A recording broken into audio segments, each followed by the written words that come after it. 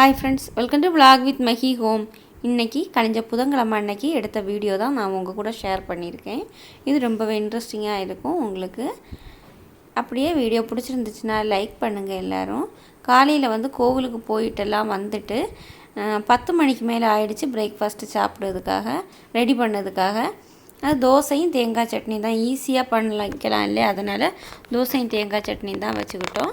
அதுக்கப்புறம் நானும் லதான்னா என்னோட கொழுந்தனாரோட ஒய்ஃப் தான், 2 பேருமா சேர்ந்து தான் கோவிலுக்கு போகணும். போயிட்டு வார வழியில் இன்றைக்கி கூட்டாஞ்சோறு பண்ணிக்கலாமா அப்படின்னு பிளான் பண்ணோம். மேக்ஸிமம் நாங்கள் 2 ஃபேமிலியும் சேர்ந்து இடையிடையே நாங்கள் இதே மாதிரி கூட்டாஞ்சோறு பண்ணிக்கிறது உண்டு. பிள்ளைங்க வீட்டில் இருக்கிற நாள் மட்டும், பிள்ளைங்களுக்கு லீவு நாள் பார்த்து பண்ணிக்கிறது உண்டு. எல்லாருமே சேர்ந்து பண்ணுறப்போ ரொம்பவே ஜாலியாக இருக்கும். அதனால தான் எல்லோரும் சேர்ந்து சாப்பிடலாம் இல்லையா அப்படின்னு உள்ள ஒரு இதில் தான். அதுக்காக நான் அதுக்கப்புறம் தான் காய்கறி கடைக்கு போய் காய்கறி வாங்கிட்டு வந்து தீயெல்லாம் பற்ற வச்சுட்டு அரிசி அடுப்பில் முதல்ல தண்ணி கொதிச்சோடனே போட்டுட்டு அது ஒரு கொதி வந்ததுக்கப்புறமா தான் பருப்பு நான் கழுகி போட்டுட்டேன். அதுக்கப்புறம் காயெல்லாம் லதா கட் பண்ணி கொடுத்தா நான் தீ பார்த்துட்டு இருந்தேன். இதை எல்லாருமே ஜாலியாக பேசிகிட்டு இருந்தால் நாங்கள் இது பண்ணிகிட்டு இருந்தோம். இப்படி மற்றபடி தனித்தனியாக கூட்டாஞ்சோறு வச்சா இங்கே யாரும் சாப்பிட மாட்டாங்க அவ்வளவா. நாங்கள் எல்லாருமே சேர்ந்து இதே மாதிரி பண்ணிவிட்டு இருந்து சாப்பிட்றதா இருந்தால் எல்லாருமே சாப்பிடுவாங்க. அதனால் எப்போவாவது ஒரு வாட்டி இதே மாதிரி பண்ணுறது உண்டு. இதுக்கு முன்னே நான் ஒரு நாள் இதே மாதிரி வீடியோ போட்டிருப்பேன்னு நினைக்கேன். அதுக்கப்புறம் கூட்டாஞ்சோறுக்கு தேவையான மீதி காய்கறியெல்லாம் அப்படியே நான் எடுத்து ஃப்ரிட்ஜில் வைக்கலாம்னு சொல்லிட்டு முருங்கைக்காயெல்லாம் கட் பண்ணி எடுத்து வச்சுட்டு இருந்தேன். அரிசி பருப்பு எல்லாம் வெந்ததுக்கப்புறமா வெந்ததுன்னா 75% குக் ஆனதுக்கப்புறம் காயெல்லாம் அதிலே நம்ம போட்டுக்கலாம். இதில் நமக்கு என்ன காய் வேணுனாலும் போட்டுக்கலாம். இது ரொம்பவே ஹெல்த்தியான ரெசிபி தான். நமக்கு என்னென்ன காய் கிடைக்குமோ எல்லாமே போட்டுக்கலாம். நாங்கள் இது கூட மாங்காவும் போட்டுக்கிட்டோம். மாங்காய் போடும்போது டேஸ்ட் நல்லா இருந்துச்சு. அதுக்கப்புறம் அதுக்கு தேவையான மசாலா அரைக்கிறதுக்காக கொஞ்சம் பூண்டு, ஜீரகம், பூண்டெல்லாம் நாங்கள் நிறைய குவான்டிட்டியில் பண்ணுறதுனால இவ்வளோ பூண்டு போட்டிருக்கோம். ஜீரகம், அதுக்கப்புறம் தேங்காய் துருவல். ஃப்ரெஷ்ஷாக துருவி போடுற தேங்காய் இருந்தால் ரொம்பவே டேஸ்ட்டு சூப்பராக இருக்கும். இது கூட கொஞ்சமாக மஞ்சள் தூளும் மிளகாத்தூளும் போட்டு கொஞ்சம் கொரகொரப்பாக நம்ம அவியலுக்கெல்லாம் அரைச்சி எடுப்போம் இல்லையா, அதே மாதிரி கொரகொரப்பாக பல்ஸ் மோடில் வச்சு ஒரு 5 செகண்ட் நம்ம அரைச்சி எடுத்துட்டாலே போதும், கரெக்டாக இருக்கும். காரம் அவங்கவுங்களுக்கு தேவைக்கு மாதிரி போட்டுக்கோங்க.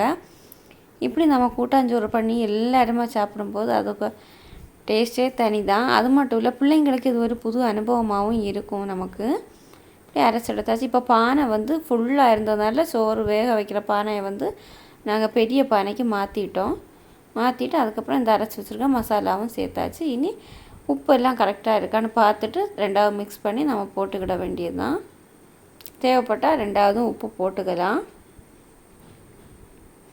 அப்படியே நம்ம பொங்கி எடுத்துக்கிட்டால் போதும். மிக்ஸ் பண்ணிவிட்டு தண்ணியும் அதே மாதிரி நம்ம எப்போவுமே மீடியமாக கொஞ்சம் கம்மியாக வைக்கிறது நல்லது தான். ஏன்னா நம்ம சாதம் வடித்து எடுக்க மாட்டோம் இல்லையா, பொங்கி சாப்பிடுறது இல்லை. அதனால் தண்ணியும் கரெக்டாக வைக்கணும். ஒவ்வொரு அரிசியை பொறுத்து நமக்கு இது வேக டைம் மாறுபடும். அவரவர் கையில் இருக்கிற அரிசியை பார்த்து தான் நம்ம இது பண்ணிக்க முடியும். நல்லா மிக்ஸ் பண்ணால் தான் அது கரெக்டாக வேகும். காயெல்லாம் கொஞ்சம் தனித்தனியாக இருந்தது. அரிசி பருப்பு மட்டும் நல்லா குழைய வேகணும். அப்படி இருந்தால் கூட்டாஞ்சோறு சாப்பிட்றதுக்கு சூப்பராக டேஸ்ட்டாக இருக்கும். இது சூடு ஆறுறதுக்காக நாங்கள் எல்லோரும் வச்சுக்கிட்டோம். சூடு ஆறுந்தோறும் அது நல்லா திக்காக கட்டியாக இருக்கும். அதுக்கு கூட நான் பேட்டில் உள்ள அந்த பப்படம் இருக்கு இல்லையா, அதுவும் தேங்காய் துவையலும் கருவாடு கறி, முந்தின நாள் உள்ள கருவாடு கறி அதுதான் வச்சு சாப்பிட்டோம். கருவாடு ஆனால் யாருமே எடுக்கலை. ஏன்னா துவையல் இருந்து காந்தாரி மிளகு துவையலும் அப்பளம் வச்சு எல்லோரும் சாப்பிட்டுட்டோம். மத்தியானத்துக்கு மேலே நல்லா மழையாக இருந்துச்சு. அதனால் அப்படியே மழையை பார்த்து என்ஜாய் பண்ணிவிட்டு குட்டி தூக்கவும் போட்டாச்சு. மழை பெய்தால் எல்லாருக்கும் சந்தோஷம் தானே. அதுலேயும் இப்போ இருக்க சூட்டுக்கு எப்படா மழை பெய்யும் அப்படிங்கிற மாதிரி தான் இருக்குது. யாருக்குமே வெளியிலலாம் போக முடியல, அவ்வளோ பயங்கரமான வெயிலாக இருக்குது. அதுக்கப்புறம் மத்தியானத்துக்கு மேலே ஸ்நாக்ஸுக்காக முளை கட்டின பச்சைப்பயிறு இந்த வாரம் முழுக்கவே நான் பிள்ளைங்களுக்கு ஸ்நாக்ஸு பச்சைப்பயிறு தான் முளை கட்டி வச்சுக்கிட்டேன். நான் அப்படி தான் மேக்ஸிமம் முளை கட்டுறதா இருந்தால் ஒரு வாரத்துக்கு அளவுக்கு சேர்த்து முளை கட்டி வச்சுப்பேன். இது ஹெல்த்தியான ஸ்நாக்ஸாக இருக்கும்ல. முளை கட்டிட்டு அப்படியே எடுத்து ஃப்ரிட்ஜில் ஒரு கண்டெய்னரில் போட்டு வச்சுப்பேன். தேவையான அளவு நான் எடுத்து போட்டு வேக வைக்க தான். இதுக்கு கொஞ்சமாக உப்பும் போட்டு கொஞ்சம் தண்ணி போதும், போட்டு ஒரு விசில் வச்சு எடுத்தாலே போதும்.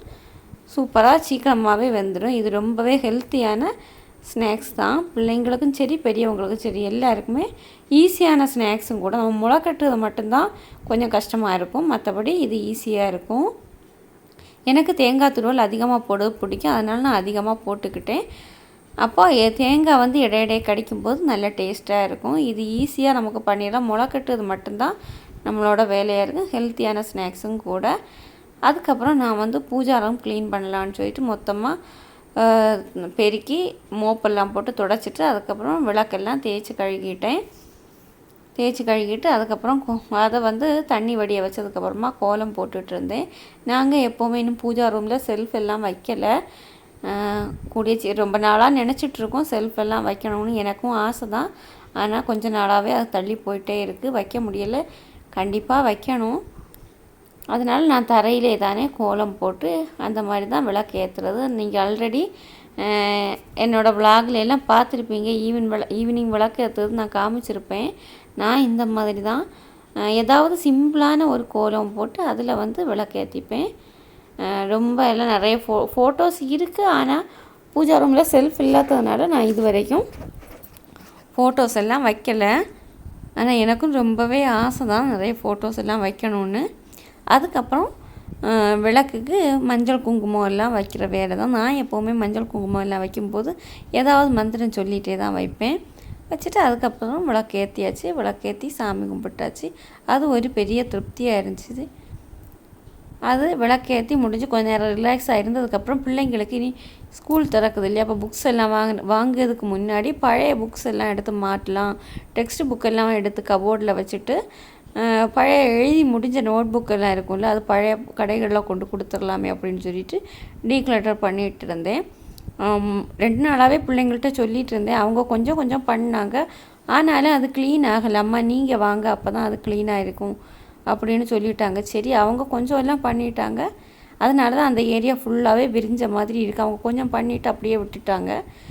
அவங்களுக்கு கம்ப்ளீட்டாக பண்ணால் எப்படி எடுக்கணும்னு தெரியலை. அதுக்கப்புறம் நான் வந்து சப்போர்ட் பண்ணதுக்கப்புறமா எல்லாமே நீட்டாக அடுக்கி வச்சாச்சு. பழைய புக்ஸ் எல்லாம் பழைய ஸ்கூல் பேக்கில் வச்சு நான் கபோர்டில் வைக்கலான் இருக்கேன். பாக்கி உள்ள திங்ஸ் எல்லாம் இந்த கம்பு பை இருக்குல்ல, பிக்ஷாப்பர் இருக்குது இல்லையா, அதில் வச்சு பழைய கடைக்கு கொடுக்கலாம்னு சொல்லிவிட்டு அதையுமே அடுக்கி புறக்கி வச்சுருந்தேன். இதை நீட்டாக அடிக்கினாலே போதும், வீடு பெருக்கி தொடச்சா சூப்பராக இருக்கும். இது வந்து இனி இப்போ பிள்ளைங்களுக்கு ஸ்கூல் திறக்க போகிறதானதுனால நம்ம இதே மாதிரி க்ளீன் பண்ணி கொடுத்தாச்சுன்னா அவங்களுக்கு புக்ஸ் எல்லாம் வாங்கினா அவங்களும் இன்ட்ரெஸ்டிங்காக இருந்து படிப்பாங்க. இல்லைன்னா படிக்கக்கூடிய மூடே போயிடும். பழைய புக்ஸ் எல்லாம் கலந்து இருக்கும்போது எல்லாம் கச்சாமிச்சான் இருக்குமா, அப்போ அவங்களுக்கு படிக்கிறதுக்குள்ளே மூடே வராது. மொத்தமாக க்ளீன் பண்ணிவிட்டு அதுக்கப்புறம் தான் நான் பைண்ட் பண்ணி இனி புக்ஸு வாங்கினதுக்கப்புறம் பைண்ட் பண்ணி அவங்க நீட்டாக அடுக்கி வச்சுப்பாங்க. ஆனாலும் பெரியவளுக்கு புக்ஸ் எல்லாம் வாங்கியாச்சு, சின்னவளுக்கு இனிமேல் தான் புக்ஸ் வாங்கணும். அப்போது வாங்கின உடனே அடுக்கி வைக்கிறதுக்கு கொஞ்சம் ஈஸியாக இருக்கும், அதனால தான். ஆனால் அவங்களும் கூட இருந்து பண்ணால் தான் அது நமக்கும் ஈஸியாக இருக்குது. ஏன்னா எந்தெந்த புக்கு அவங்களுக்கு தேவைன்னு உள்ளது அவங்களுக்கு தானே நம்மளை விடையும் அதிகமாக தெரியும். அதனால் எப்போவுமே நான் இப்படி தான் பண்ணுது. பிள்ளைங்களையும் கூட வச்சு தான் அது என்னென்ன தேவையில்லையோ அதை எடுத்து மாற்றி அதை தனியாக வச்சாச்சுன்னா ஒரு ஓரத்துலேருந்தே நம்ம பெருக்கிட்டு வந்தோன்னா மனசுக்கு கொஞ்சம் இதாக இருக்கும். இல்லை அதே மாதிரி இட்டு எப்போவுமே க்ளீன் பண்ணிகிட்டு இருக்கும்போது ஐயோ இன்னும் இருக்கேன்னு தோணும். இது கொஞ்சம் கொஞ்சம் க்ளீன் பண்ண கொஞ்சம் கொஞ்சமாக ஒதுக்கிட்டு வந்தோன்னா நமக்கு வேலை வந்து முடிஞ்சிருச்சு, இனி கொஞ்சம் தான் அப்படிங்கிற ஃபீல் வரும். அதனால் நான் எப்போவுமே இந்த மாதிரி தான் பண்ணிப்பேன். கொஞ்சம் கொஞ்சம் கொஞ்சம் ஒதுக்கி வந்துட்டு அப்போ இனி இவ்வளவு தான், இதுலேருந்து நம்ம அடுத்து ஃபில்ட்ரு பண்ணி எடுத்துக்கலாம். எதுனாலும் நல்லது எது, கெட்ட புக்கு எது, தேவையில்லாத புக்கு எது அப்படின்னு சொல்லிட்டு பார்த்து மாற்றிக்கலாம். இது வந்து பழைய புக்ஸ் எல்லாம் பழைய பேக் தான். இது ஜிப்பு பொட்டின பேக். இதில் தானே வச்சு நான் கபோர்டில் எடுத்து மேலே வச்சுப்பேன், சன்சைட் மேலே. இப்படி தான் இருக்குது. வீடெல்லாம் பெருக்கி க்ளீனாக வச்சாச்சு. இது பெரியவளோட டேபிள் தான், அது நீட்டாக அடுக்கி எடுத்து அவள் வச்சுக்கிட்டா. அவளுக்கு புக்ஸு நான் வாங்கிட்டேன், அதனால் இது வந்து நீட்டாக இருக்குது. சின்னவளுக்கு வந்து இன்னும் புக்ஸு வாங்கலை, அதனால் அவளோட ட்ராயரெல்லாம் புக்ஸ் எதுவும் இல்லாமல் தான் இருக்கும். பெரியவளுக்கு எல்லாம் வாங்கினனால அவள் நீட்டாக இதே மாதிரி ஆர்கனைஸ் பண்ணி அடுக்கி எடுத்து நல்லா வச்சுருக்கா. எல்லாமே அவங்க இஷ்டத்துக்கு தான். உங்களுக்கு எப்படி வேணுமோ அப்படி நீங்களே அடுக்கி வச்சுக்கோங்கன்னு மட்டும் சொல்கிறது. தேவையில்லாத புக்ஸை மட்டும் நான் எடுத்து மாற்றி கொடுத்துட்டேன். இனி அவங்க படித்தா போதும் இல்லை. இது சின்னவளோட ட்ராயர் தான். இந்த வீடியோ பிடிச்சிருந்தா லைக் பண்ணுங்கள்.